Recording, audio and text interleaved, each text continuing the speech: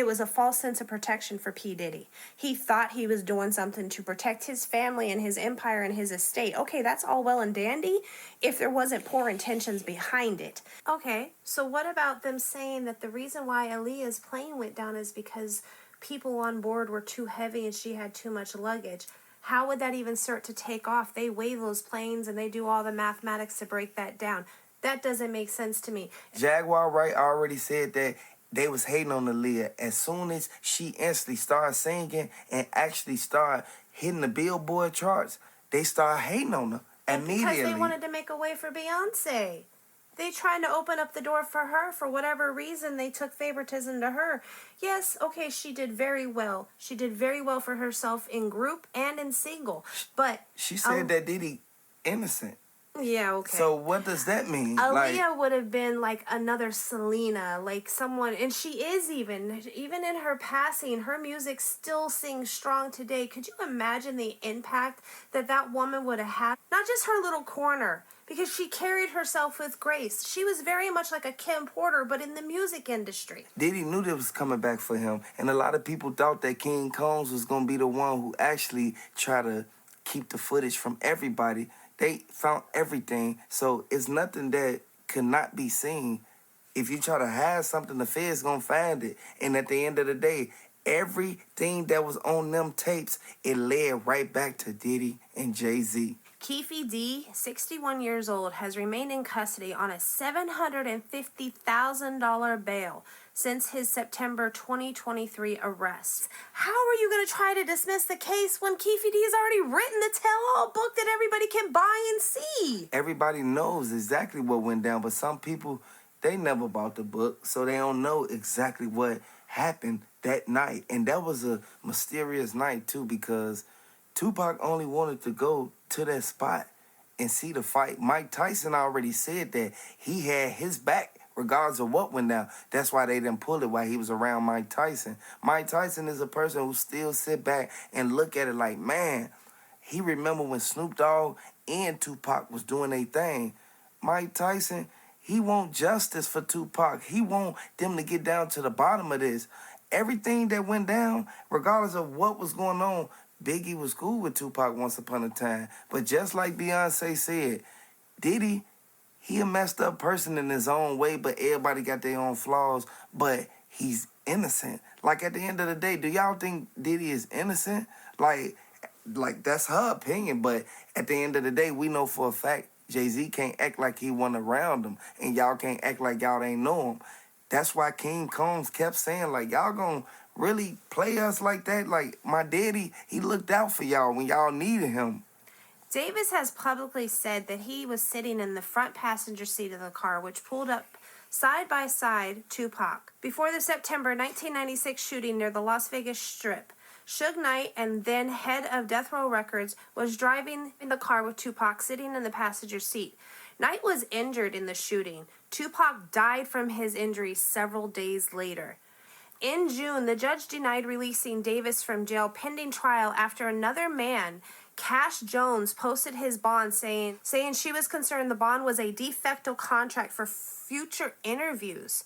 Jones, an entertainment manager who also gave by the name Whack 100, posted 15% of Davis' $750,000 bail, the amount required to post a bail with the aid of a bail bond company. In a minute order posted after the hearing, Kerry asked Arnold to provide more documentation as to where the $112,500 payment came from to ensure there was no middleman. In court, Kerry said a law clerk attempted several times to reach a person who had written her office about an invoice concerning Davis' bail bond. Kerry said she received a second letter which said the exact same thing as the first letter from a different person.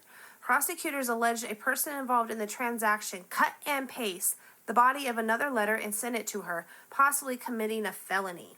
King Combs said that the only reason why they was trying to get Keefe D out for that $750,000 is because everybody knew that his daddy wanted him on the streets because he was going to tell everything. Keefe D know too much. He was there, right there, when that happened to Tupac. Even if somebody else did it, he was there at the scene. That means that he's an accomplice. This is a sad situation because Keefe D, he's almost 70 years old. Like at the end of the day, people do certain things, don't know that you can mess up your life with one mistake. At the end of the day, Keefe D, he really didn't think that that $1 million was going to cost him to be in jail right now.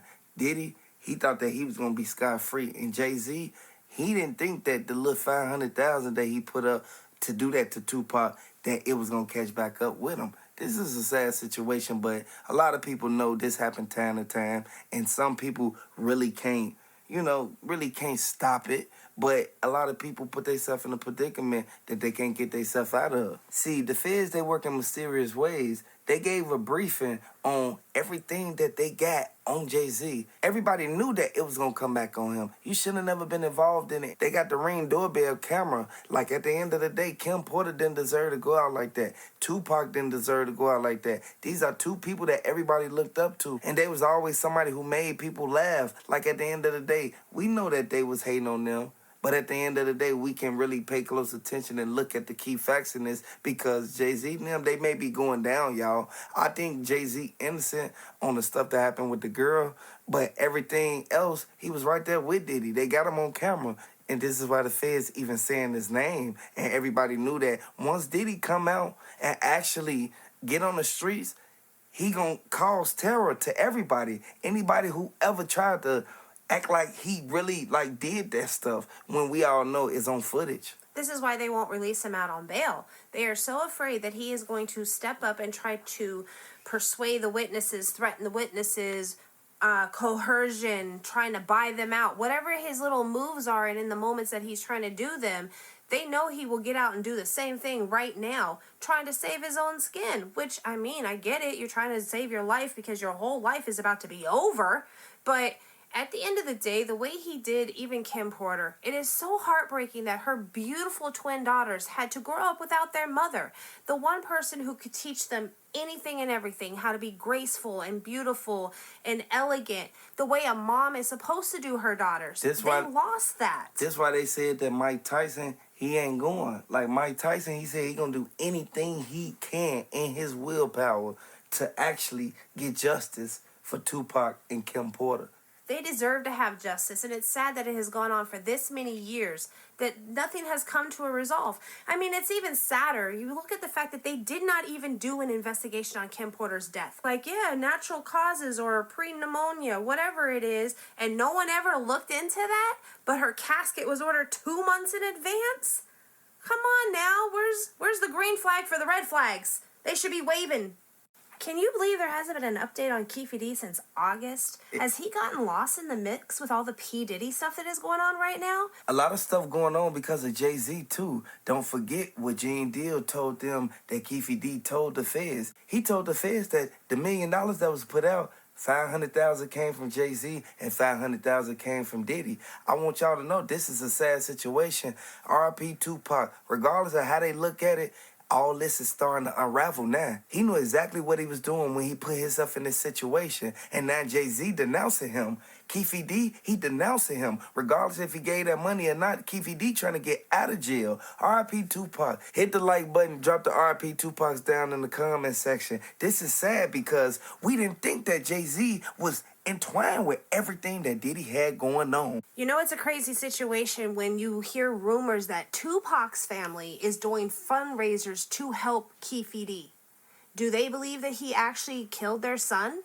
Why would they go so far to help him if they really believe that? There has to be some other part of the story that we don't know about. Everybody thought that Diddy was going to end up getting away with it, but we see that Jay-Z name coming up in everything. His name came up in everything that happened from 2000 all the way to now. This is a sad situation. Gene Deal said that Jay-Z bogus for coming at Jaguar right like that, but at the end of the day, she only told what she saw and what she know.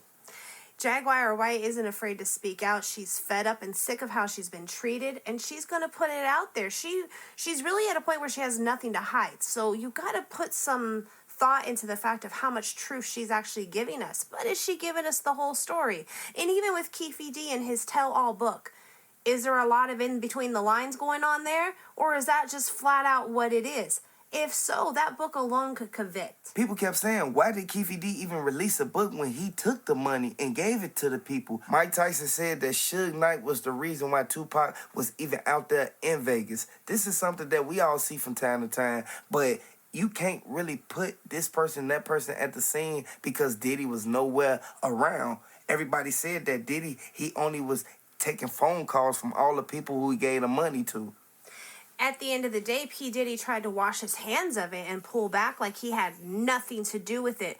But all roads lead back. There's no hiding the sins that you've committed, whether they be in the daytime or the nighttime. They're still going to come to light as a full truth of what they are. They have the evidence. They have the forensic evidence. They have whatever video evidence. They have the witnesses. If they really wanted to pin this down to somebody, they could. That's what I don't understand, what the draw out is. Why has it been so many years and we still do not have justice for Tupac? I mean, I was a little girl when this happened. Snoop Dogg said that it was going to come to the light one day. Whatever's done in the dark will come to the light. Some people think that Diddy's just going to get out, knowing that Young Miami is the main one who was instantly, she was right there taking all the phone calls. At the end of the day, we really need to pay close attention to the people we keep in our circle, because it's a lot of people who sat there and thought that Tupac was going to instantly get out on one of them. Like right there at the light, but whole time, Suge Knight, he had it on him. He had it in a little black box. He could have instantly told Tupac to lean the seat back and start blowing at them or something, but it ended up tragic. R.I.P. Tupac, because Tupac could still be here right now if Diddy wasn't sitting there being jealous. He was jealous of these people. Jay-Z, he wanted to ride with Diddy with whatever he had going on, but now you denouncing him at the end of the day. And Diddy, his family looking at it like, man, you trying to act like you don't know our daddy now? You know he going through what he going through. Why would you even act like you ain't never came to none of our parties? And then they start showing the feds videos. The feds not going to play no games. The feds got a 99% conviction rate, and a lot of people sit there and think it's a game until it's too late. It's kind of a shoulda, coulda, woulda. You should have separated yourself back then. If you would have, you wouldn't be in the predicament you are today.